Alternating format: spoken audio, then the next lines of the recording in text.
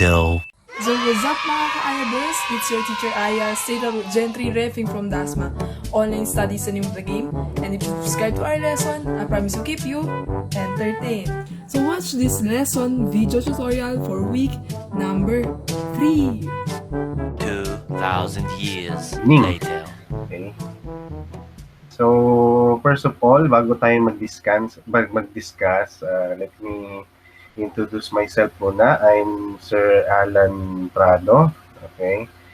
A social science teacher din, tulad ni Miss Samson. Okay.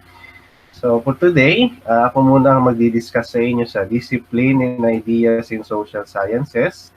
At ang topic natin for this session is Filipino social thinkers and the Philippinization or indigenization of social sciences, no? Okay? So, without further ado, let's start. Ayan. So, una-una, ano nga ba yung social thinker? Ano yung sinasabi natin social thinker? At sino yung mga social thinker na maaari nating tagurian?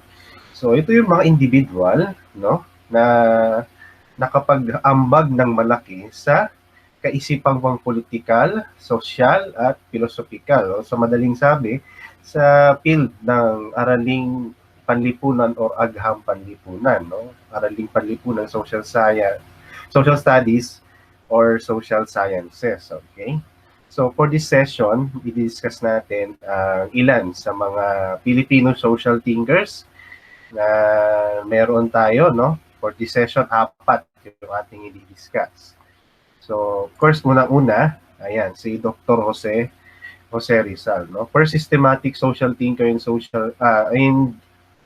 Southeast Asia because his writings can be used as basis of sociological theories and concepts. Sabi nga sa isa niyang biography, no? Great Malayan. Bakit? Okay.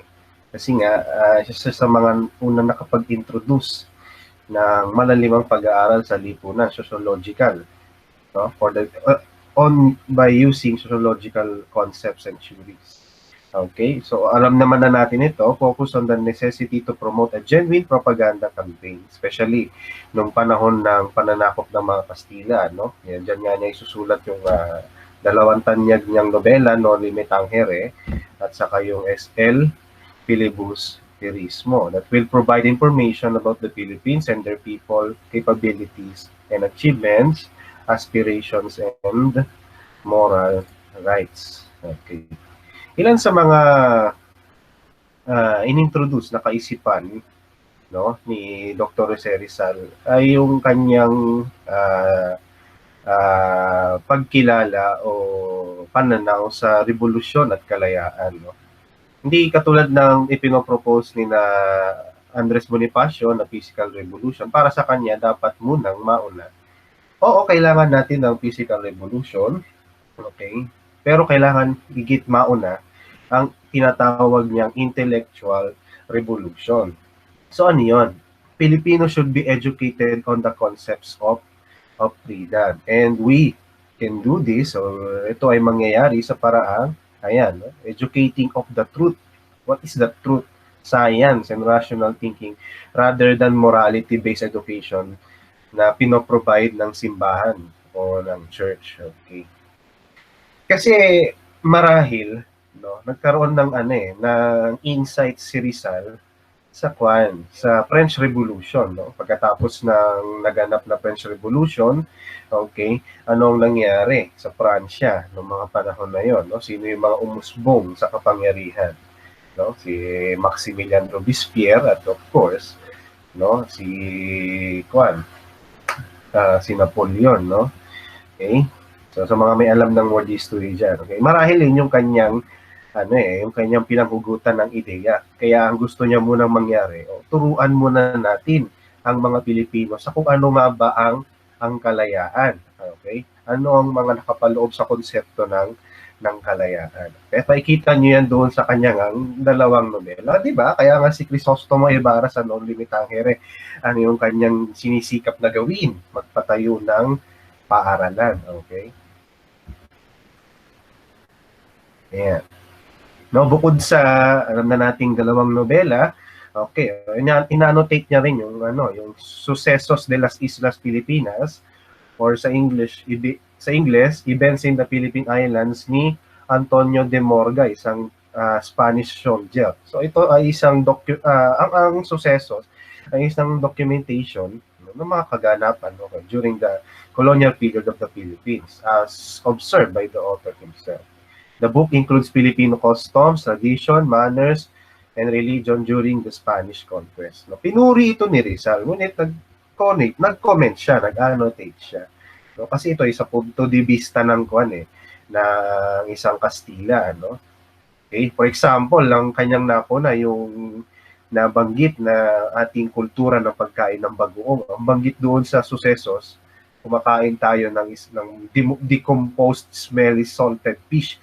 Sabi parang ang dating niya pag nabasa ng mga tagalabas ng mga banyaga na wala namang pagkakilala sa ating kultura, ang dudugyot ng mga Pilipino na kumakain ng mga nabubulok na isda, no? Of course. So yun yung gustong gawin ni Rizal, no? Yun yung ginawa ni Rizal rather. Okay, nag-comment siya, nag-annotate siya doon sa maraming bahagi, no? So sa kabuuan, yung sa Sucesos de las Islas Filipinas. Okay. Kumbaga, kasi ano yan ano to? Tawag dito. Outsider's perspective ethic, no? Okay? So nag-comment siya, nag-annotate siya. Emic perspective naman. Ano ang Pilipinas, no? Sa punto de vista ni Rizal na isa mismong Pilipino. Okay? Other than that, ayan, yung sobre la indolencia de los Filipinos, or on the indolence of the Filipinos sa Ingles. No? Isang essay na isinulat sa pahayagang La Solidaridad ng mga propagandista, no? In response to the idea that Indios, Filipinos, and Malay, okay, Malay people, are lazy, indolence, lazy in nature, no? So, hindi niya kinondena. Actually, inamin ni Rizal na meron niyang konsepto ng indolensya sa ating lipunan. Ngunit, yun ay ipinaliwanag niya. No? Bakit? Okay. Hindi lang basta tamad. No? Okay. Meron daw yung mga dahilan. So, yun yung unang nabanggit niyang dahilan. Of course, yung klima. Okay. Kasi nga naman, napakainit sa Pilipinas, no? Isa sa mga tinukoy ni Rizal yan, no? Na sanhi ng indolensya, yung init. Okay, sa mga temperate climate countries, no? Kapag nagtrabaho sila dito sa atin, no? Madali silang papagurin, mapapagod, kasi nga sobrang init talaga, no? So yun yung una niyang tinukoy. Pangalawa, yung galleon trade at saka yung forced labor, yung polo e-servisyo. Okay? So, bakit naging sanhi ito ng indolensya according to Rizal? Kasi, nung in-institute ang galleon trade ng mga mananakop na Kastila, okay, nabuwag yung ating already existing na pakikipagkalakalan, ugnayang pakikipagkalakalan sa mga karating nating bansa sa Timog Silangang Asya. Okay? So, at ang nangyari, nag-focus nga dito sa galleon trade between Spain and Philippines, no? Manila, Acapulco, no? Dadaan muna sa Mexico. Okay? So, yung mga tao, okay, mula sa agriculture, okay, oriented, napunta ngayon sa shipbuilding kasi kailangan ng mararaming barko, mga malalaking barko para sa galyon, kalakalang galyon, no? Actually, dito sa Kawit, di ba, no? Kung matatandaan ninyo sa kasaysayan, isa yan sa mga malaking shipyard dito sa bansa noong panahon ng pananakop ng mga Kastila. Okay?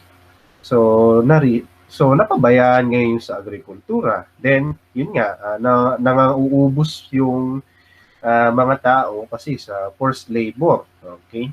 Napupunta sa mga pagawaan nga ng barko, shipyard, at at nagkakaroon ng ng psychological effect, no, sa tao. Kasi halimbawa magkakuan ka, magsasaka ka, mag-aani ka, kukunin din naman ng Kastila yung iyong ani sa mababa, no, mababang halaga, minsan nga kuha pa by force. Talagang magkakaroon ng konsepto ng katamaran, no, kasi hindi worth it na magpagod kasi pabayaran ka lang, babarating ka lang. So yun yung paliwanag ni Rizal, no. At isa pa dyan, no, yun, yung limited training at saka edukasyon. Okay. So yun yung mga bagay sanhi rason na tinukoy ni Rizal kung bakit nga nagkakaroon ng indulgensya o katamaran ng mga Pilipino. Okay? I'm oversimplifying it for the sake of this discussion kasi sabi sa akin ni Ms. Samson, medyo bilisan ko daw, no? Okay? Next, ayan, yung Pilipinas dentro de 100 años or Philippines a century hence, no? Isang essay din na sinulat sa Pahayagang La Solidaridad, no? Okay? So, ayan sa mga pinunto niya dito, no? Kasi ang takbo ng essay, ano ang Pilipinas pagdating ng ayan, sa lilipas na isang daang taon, no? Okay? So, yun sa mga pinunto niya na mukhang hindi nabasa ni Aguinaldo. Ayan. Ang Estados Unidos, no, ang USA, ay magiging colonial power, magiging bagong colonial power sa Asia. Okay? So, may prediction si Rizal na, of course, alam naman natin sa naging takbo ng kasaysayan, nagkatotoo, okay, naging isang bagong colonial power ang USA sa Asia at sinakop nga tayo later on. No? Mukhang hindi nabasa ni Aguinaldo. And surprisingly, ayan, may nabanggit siya. No? Kung magiging malayang bansa man daw ang Pilipinas, tayo daw ay magiging isang federal na republika. Okay. So, hindi si Duterte ang kasi yun yung common knowledge, si Duterte ang nagpapasok ng ideyang federalismo dito sa kontemporaryong panahon. Pero noon pa man, yan, si Rizal sa kanyang Pilipinas dentro de 100 años, sinasabi niya na yan. Although hindi niya nga lang dinetalye, hindi nga lang niya dinetalye kung anong uri ng federal system ang iiral sa Pilipinas. Marahil yan, kaya niya nabanggit yan. Impluwensya yan sa kanya ng mga nakilala niya sa Europa, particularly sa Spanya, si Francisco P. Margal, no? Presidente ng unang Spanish Republic. Okay. Then, of course, pinoint out niya dito, no, yung mahalaga yung pagkakaroon natin para magkaroon tayo ng successful state or bayan, no? Kailangan muna tayong magkaroon ng successful nation or bansa. Ayan. Okay? So, ibig sabihin, magkaroon tayo ng unity. Okay? Pagkat, alam ni Rizal, no? Yung pagkakahati-hati ng mga Pilipino, maaari nating ugatin of course, sa pananakop ng mga Kastila, no, dito sa ating bansa. Okay? So, yan yung mga idea na nakapaloob sa Pilipinas dentro de 100 años ni Rizal. Okay? Para kasi nga sa kanya, kung magkakaisa ang bansa, ayan, doon lamang tayo magkakaroon ng pag-unlad bilang isang bayan.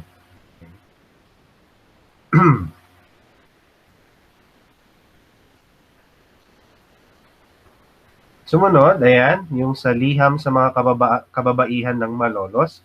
Isa itong liham na isinulat niya sa isang grupo ng mga kababaihan noon na nakipaglaban para sa kanilang karapatan sa edukasyon. Particularly makapag-aral ng lengguaheng Espanyol. Okay, so itong liham na ito, dito sa liham na ito nakapaloob yung 7 habilin na dapat anya ni Rizal ay maging panata ng bawat Pilipina. No? Isa sa mga pinakatanging habilin dyan ay yung tungkol nga dyan sa pagkakaroon ng karunungan or kaalaman. No? Ang kamangmangan ay pagkaalipin sapagkat kung ano ang isip ay ganoon ng tao. Ang taong walang sariling isip ay taong walang pagkatao. Ang bulag na tagasunod sa isip ng iba ay parang hayop na susunod-sunod sa tali. No? Okay? So, yan yung mga sinulat ni Rizal, no? Mga ambag niya bilang isang Filipino social thinker. No? Sumunod sa ating example ay si Apolinario Mabini, ang utak ng revolusyon. Okay? Sino ang utak ng katipunan? Okay. Bala kayo sumagot. Okay? Magkaiba yun, ha? Magkaiba yun. Medyo common confusion yun eh. Okay? Focus on the necessity to promote genuine ideas of the Philippines as an independent nation. At itong mga ideals na ito, values na ito, okay? Halagahin values. No? Okay? Value, halaga. Valuing, pagpapahalaga. Okay? Values, halagahin. Okay? A pamphlet which contains the ideals that Mabini believed the Philippine Revolution should have had. So, ano-ano yung mga yon? Ayan. Isa-summarize na lang natin. Una, sa definition and role of citizenship. Okay, Mabini wanted Filipinos to assert their rights as free citizen of a republic. Okay, okay, and the need for political freedom geared towards the establishment of self-government institution. So, ano ito? Okay, nag-i-institute siya ng republikanismo. Evident yun dun sa ikapitong puntos, no, na ibinigay ni Mabini dun sa Decalogo. In your country, do not recognize the authority of any person who has not been elected by you and your compatriots, because all authority comes from God, and as God speaks to the conscience of each individual, the person chosen and proclaimed by the conscience of all, okay, the individuals of a whole town, is the only one that can exercise real authority. So ito ay nag-institute na rin siya ng konsepto ng consent, no? Na ang kapangyarihan ay nanggagaling sa mamamayan. Ang kapangyarihan mamuna ay nanggagaling sa mamamayan. No? Government of the people, by the people, for the people. Okay? Binigyan niya din ng emphasis yung need for political freedom. There must not be what? Coercion on behalf of the government to its people. Okay.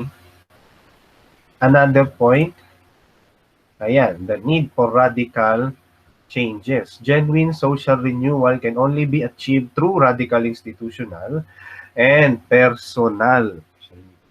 Okay. So, ang tawag dyan, internal and external revolution.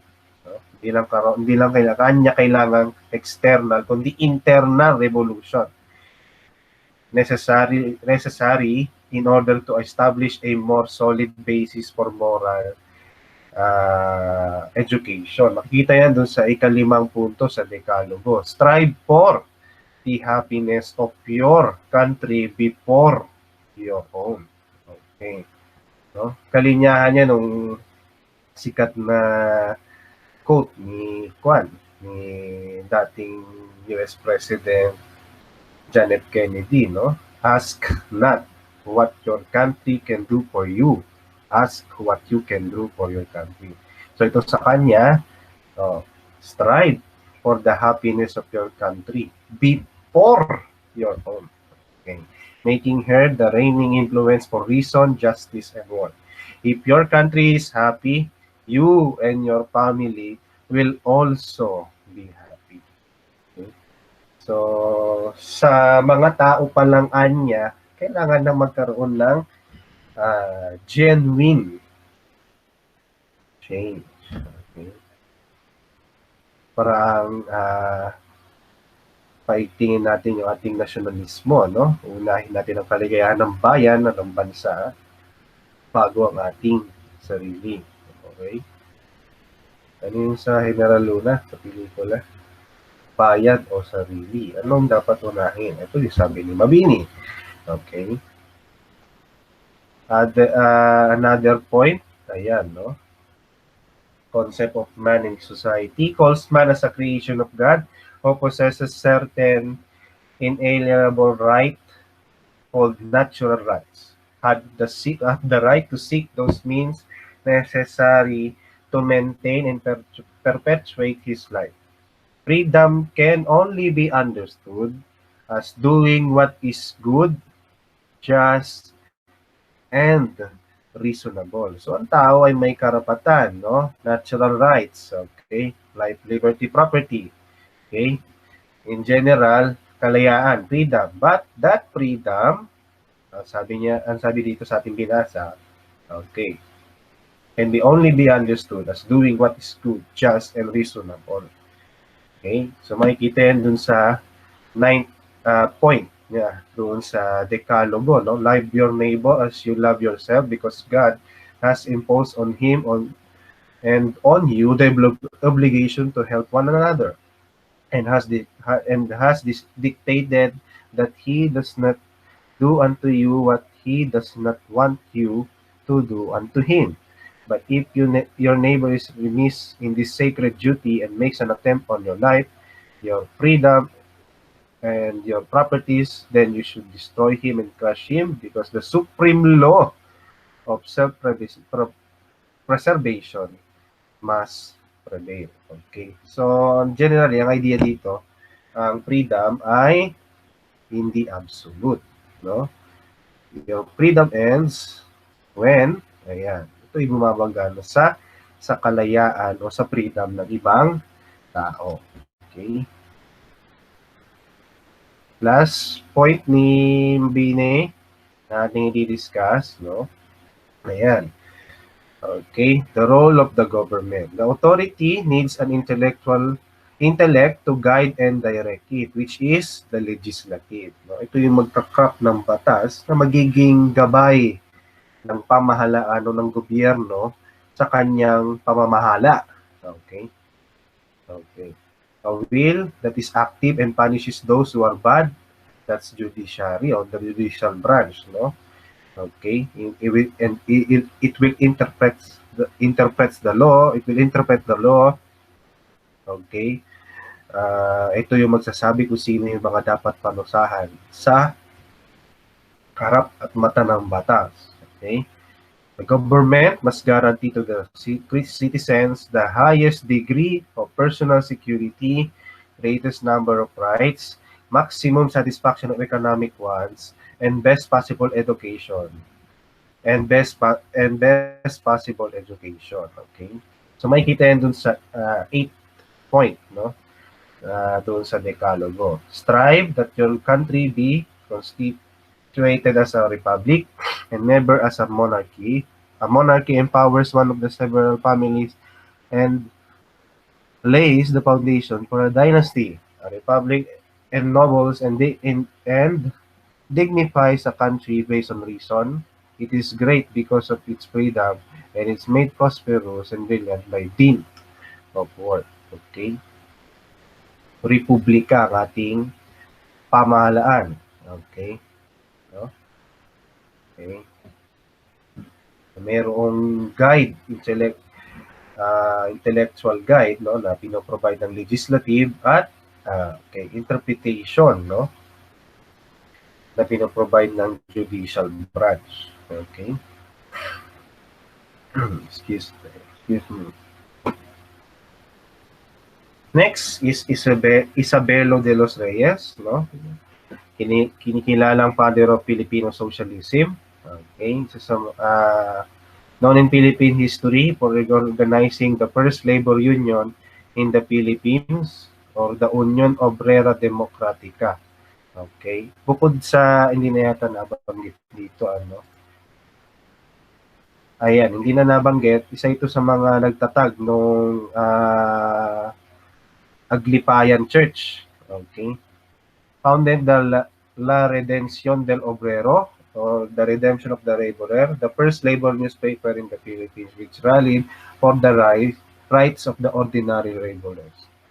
Initiated the celebration of Labor Day sa May 1, kaya meron tayong this celebration ng Labor Day, no? Tuwing May 1. Okay?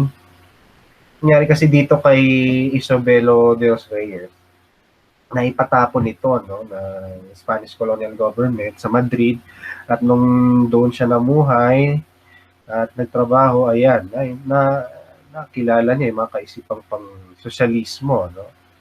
Okay, nila Marx, etc. Okay, na nagtataguyod ng kapakanan ng mga manggagawa, no? Something na dinala niya dito sa Pilipinas pagbalik niya, no, sa parang pagtatatag nga ng yung Union Obrera Democratica. Okay? And last sa ating apat na ipepresent, no, sa mga Filipino social thinkers ay si Claro M. Recto, no? Kilala ito sa kanyang masidihing nasyonalismo. Mamaya i-discuss natin paano niya inilatag ang nasyonalismo sa madlang Pilipino. Okay? Well-known anti-colonialism, no? Okay, kasi para sa kanya ang ugnayang Pilipinas at Estados Unidos pagkatapos ng ating kalayaan, no, sa kanila ay maituturing na isang anyo ng neocolonialism, no, sa konsepto ng kolonyalismo na hindi ka physically sakop ngunit kontrolado ang iyong mga iba't ibang aspeto ng iyong lipunan. Okay? So, yun yung pinanghuhugutan ng kanyang nasyonalismo na ipinapakilala ng kanyang panahon. Okay? So, sabi, yan, Filipinos' dedication and support for the Filipino interests, unity and independence, salvation of the country's nationalism can only be achieved if Filipinos will learn to assert the nationalistic virtues practiced by our heroes and implement policies on nationalist industrialization. National interests are non-negotiable because the interests of the people should not be sacrificed to any form of negotiation with foreign countries. No? Sige, i-discuss natin yung sa economic, political economy. Prosperity of a country depends on the country's industry. Industries must be placed under the complete control of the Filipinos and not in the hands of foreign companies. So isa itong anyon ng protectionism, no? A Filipino first policy. Okay. Industrialisasyon ng ating ekonomiya sa gabay at bayubay ng mga Pilipino. As long as foreigners, kasi ganito ang rationale, no? As long as foreigners control the production, manufacturing, and distribution of the country's main product, Filipinos will remain full and subservient. Country's economy is determined by those who control the country's first. So it is a protectionism, an economic nationalism. Okay. So let's industrialize our economy. Okay. Na dapat mga Pilipino may-ari. Okay? Ayan, no? Kasi sa ganitong paraan, magkakaroon tayo ng economic independence, no? Hindi tayo nagre-rely masyado sa mga banyaga, no? Nationalism cannot be realized and brought to full fruition without it through growing industrialization of our economy by the Filipinos themselves. And it cannot have the industrialized Philippine economy controlled and managed by Filipinos without the propulsive force of a deep and abiding spirit of nationalism. Okay? So, yan yung mga ating mga prominenteng social thinkers. So, napakarami nila, but it will take time kung i-discuss natin sila isa-isa. Okay? So, next is the Filipinization of social sciences. Pagsasa Pilipino ng araling or agham panlipunan or araling panlipunan, no? Okay? So, ano yung sinasabi nating indigenization, Filipinization of social sciences? So, ibig sabihin lang nito, study of ethnicity, society, culture, and its application, okay, to historical, anthropological, sociological research and practice by using indigenous or Filipino perspective. Okay? Kasi mamaya di-discuss natin yung mga taong nagpasimula nito, no, sa larangan ng psikolohiya, psychology, sa anthropology, no, anthropolohiya at sa kasaysayan, no. Nakita nitong tatlong taong ito na itong mga field na ito sa pag-aaral dito sa ating bansa ay dominante ng makakanluang perspektiba. So ang ginawa nila, nag-institute sila ng pag-aaral ng mga field na ito gamit ang perspektibang Pilipino. Okay? Ayan, no? Psikolohiyang Pilipino sa psychology, Pilipinolohiya sa anthropology, at pantayong pananaw sa historiografiya o sa pagbaybay ng kasaysayan, no? Okay?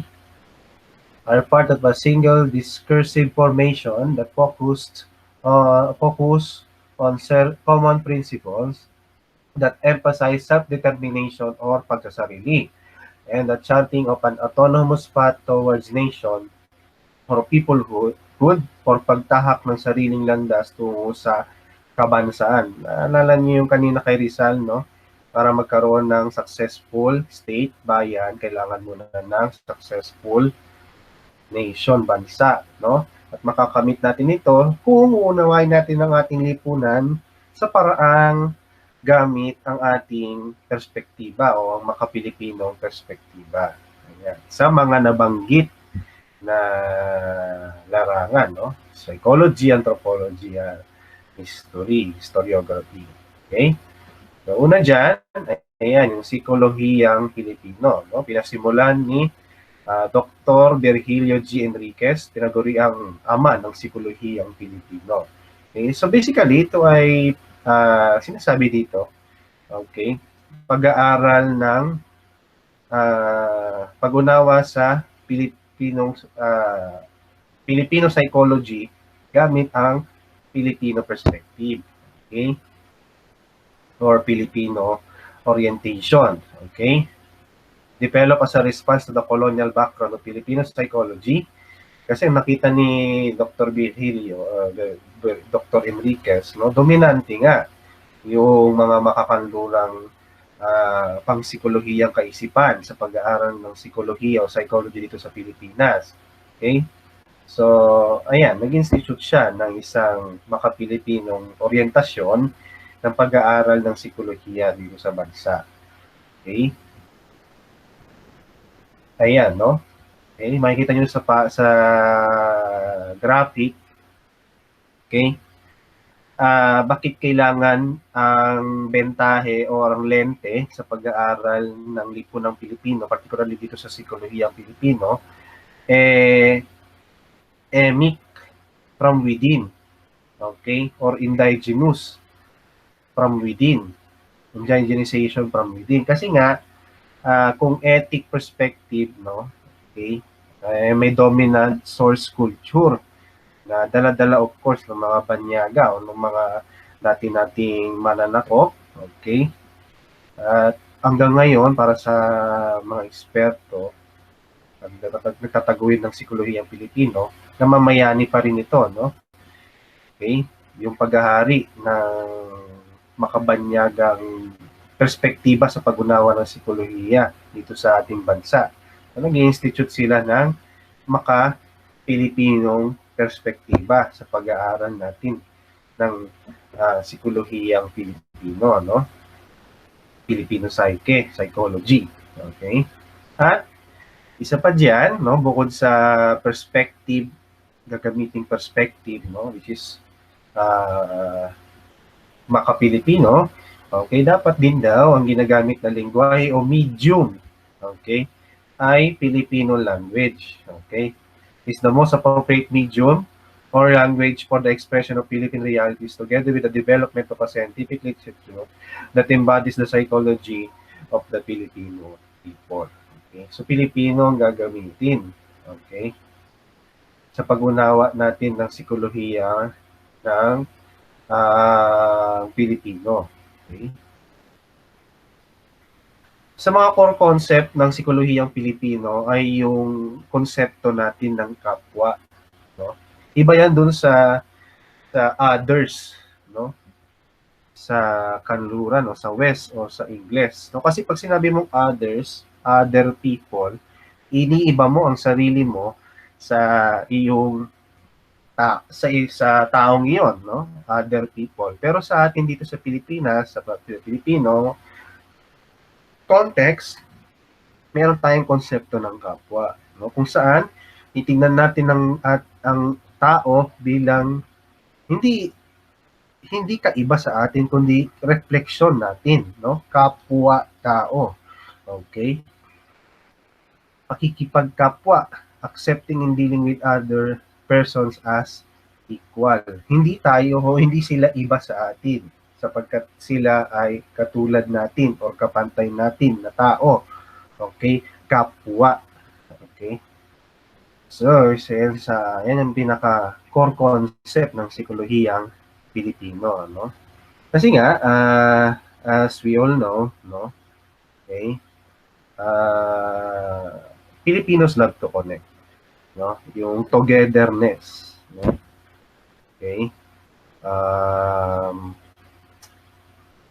Laging, for example, kaya nga sa picture, gusto laging sasama, no, sa litrato. Kasi ganun ang Pilipino eh. We love to connect. Kaya nga nag-excel tayo sa mga service-oriented professions, no?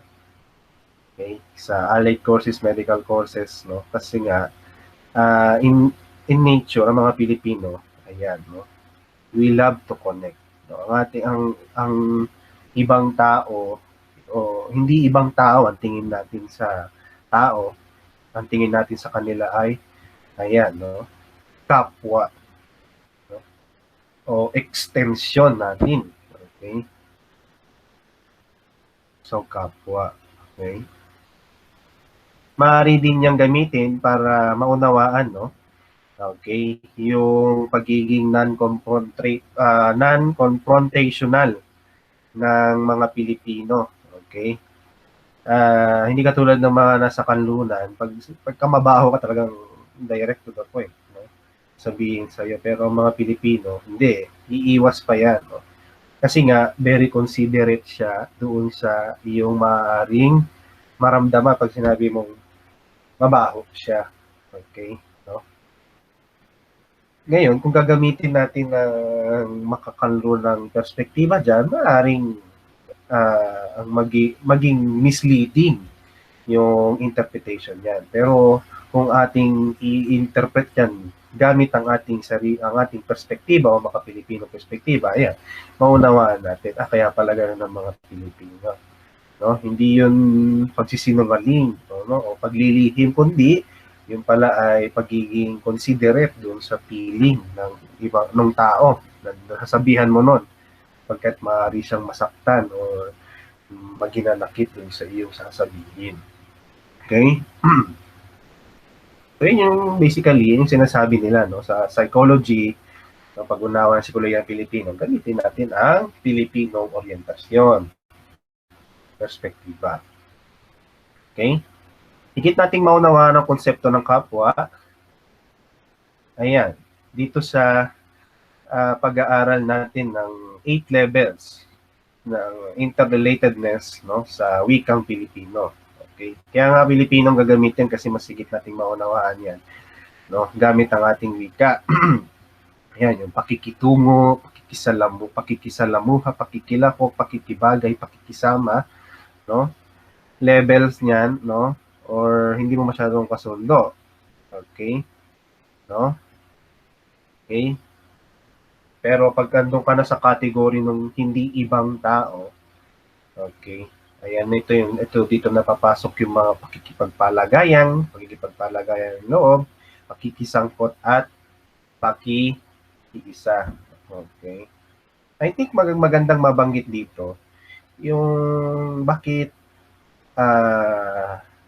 ngayon sa kontemporaryong panahon, kahit na napakarami nangyari sa bansa, popular pa rin yung ating presidente, ano? Okay? Kasi kung ating titingnan, nandun siya sa level na nung pakikiisa, no?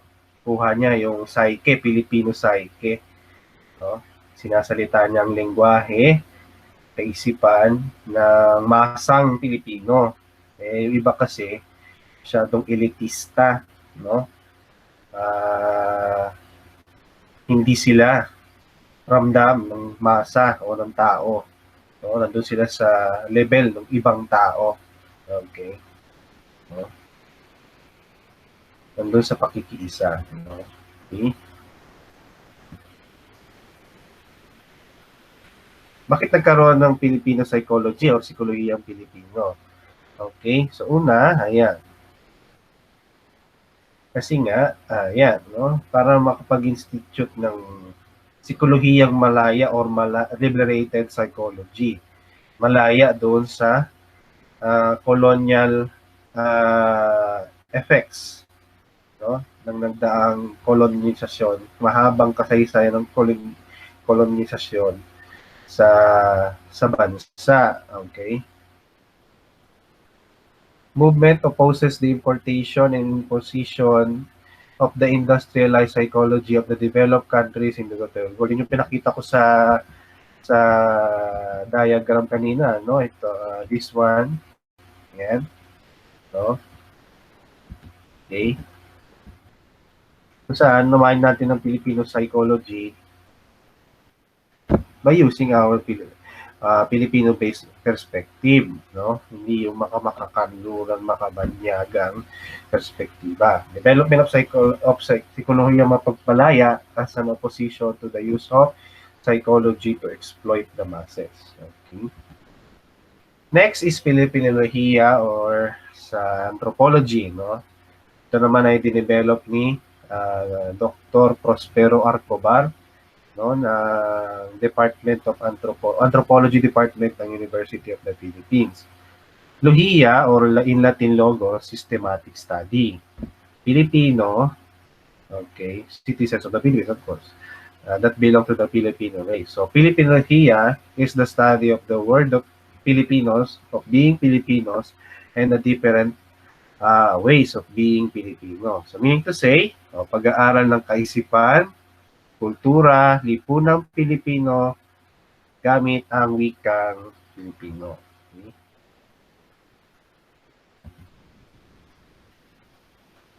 So yun na yun, nabanggit ko, no? Filipino psyche, culture, and society. Okay? In order to show the Filipino-ness or pagka-Pilipino of each field. Okay? O, pag-aaral ng mga field na yan gamit ang perspektibang Pilipino. Okay. According kay Dr. Cobar,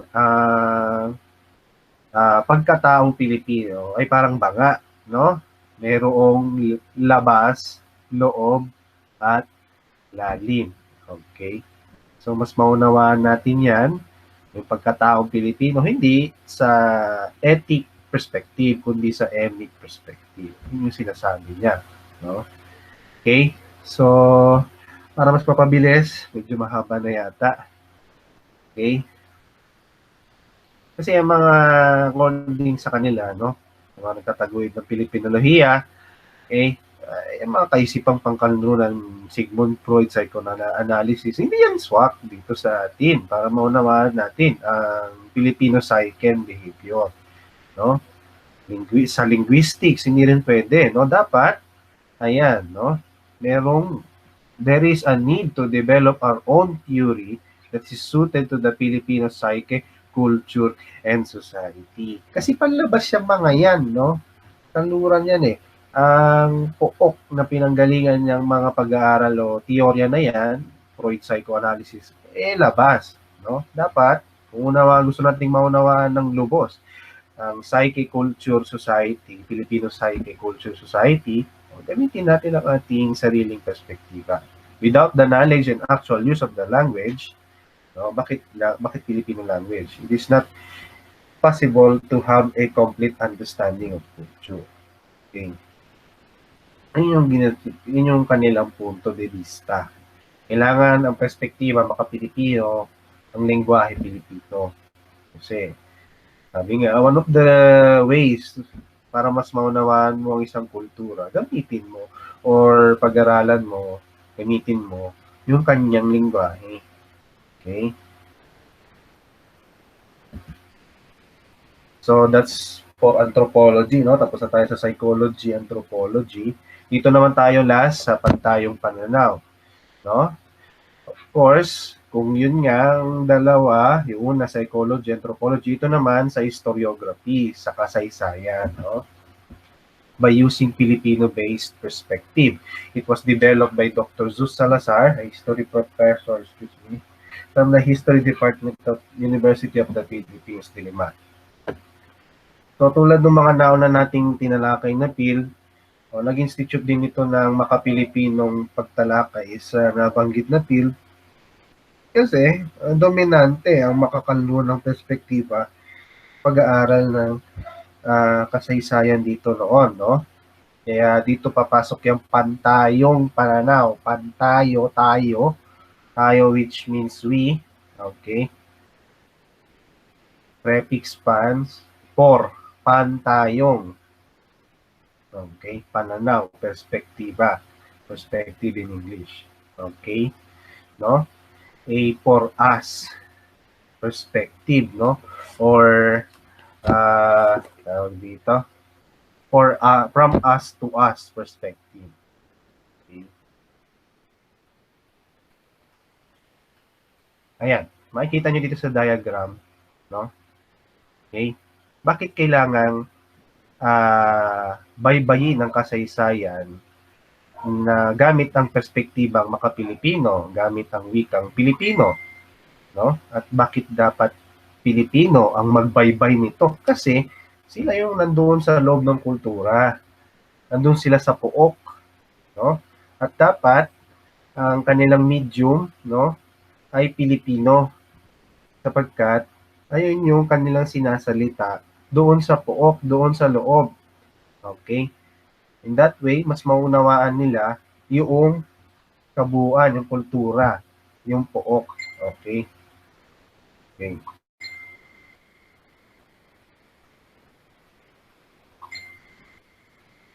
Ayan. It introduces a communication-based theoretical innovation on the study of Philippine historiography. Okay? So, yun nga, no?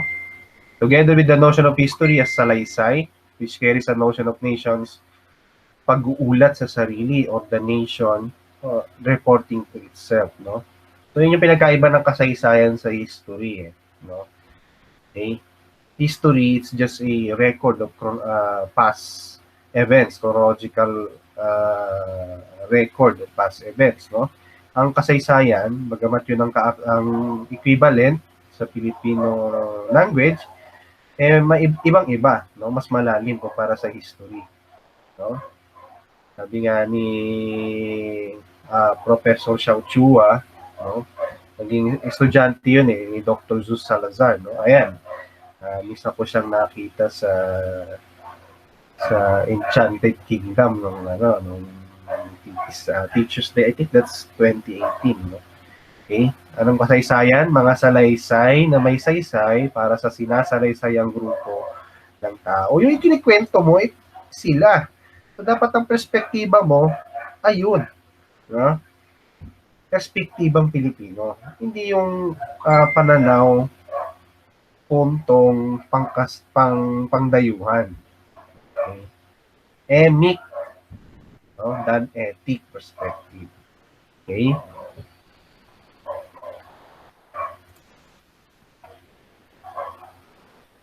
Okay? In that way, ayan, no? Magkakaroon ng sense of kabuuan o totality of shared understanding of the nation's history that can give force and direction to our collective vision of the future. Okay. So, kasi yung pinaka-idea, no? Okay. Malabnaw ang ating pag-unawa sa kasaysayan, kultura, psikolohiya, lipunang Pilipino sa kabuuan. Bakit? Dahil sa mahabang panahon, ang pag-unawa natin sa ating mga sarili ay ginagamitan natin ng pangbanyagang perspektiba, no? So itong mga ito, no, mula kay Dr. Enriquez, Cobar, Salazar, ayan, nag-introduce sila ng makapilipinong perspektiba sa pag-aaral ng mga nabanggit na field. Okay? Para mawakasan yung cultural divide, no? Okay. Mapag-ugnay natin, mapagkaisa natin ang ating lahat ng Pilipino, mayaman man o mahirap, no? Ay, actually, yun yung kritisismo ni Susarasar sa mga ilustrado eh. Ginawa naman ito ng mga ilustrado, yung pag sa kasaysayan, no? Pagbabaybay ng kasaysayan sa sa perspektibang Pilipino. Pero ang lengguwahe Espanyol, sila lang, mga ilustrado, mga nakapag-aral ng wikang Espanyol. Kaya nga ang tawag dyan ni Dr. Salazar, pansilang pananaw. So, dapat pantayong pananaw. Perspektiba mo, ang tinutungtungan mong perspektiba, maka-Pilipino, no? Ang pagdi-deliver mo, sapagkat ito'y kwento, no? Especially history ng mga Pilipino mismo, dapat yung lengguwaheng naunawaan nila. Di Kastila, di Ingles, Pilipino. Okay. At sa ganung paraan, no, magkatagumpay yung Pilipinisasyon ng anhang panlipunan or analing panlipunan. So yan, natatapos yung ating topic, no? Much later. So that's the end of video tutorial for week number 3. I hope you learn more insights again from our previous video tutorial. See you on our next lesson.